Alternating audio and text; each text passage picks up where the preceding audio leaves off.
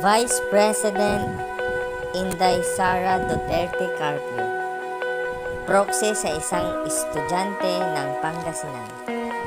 Nakakamangha at nakakatuwa dahil nagsimula sa pagtaas ng isang placard noong kampanya dito sa Pangasinan ay napansin at binasa ni VP Inday Sara Duterte at nangako siya na pupunta at ito'y kanyang tinupad.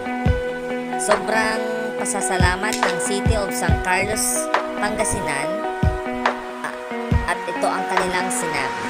Maraming salamat po, Vice President-elect Sara Duterte Carpio sa pagtupad sa pangarap ng isang kabaluyan namin dito sa San Carlos na nakasama ka bilang kanyang stand-in bearer sa kanyang moving up ceremony ngayong araw, May 27, 2022. Nagtalumpati din si Betty at nagbigay ng inspirasyong mensahe sa mga mag-aaral.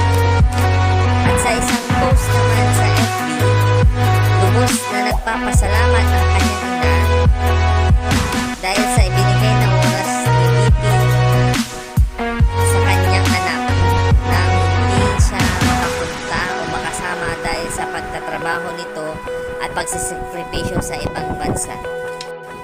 Nakaka-proud bilang isang Pangasinense na makita si VP Inday Sara Duterte Carpio na nabigyan ng pansin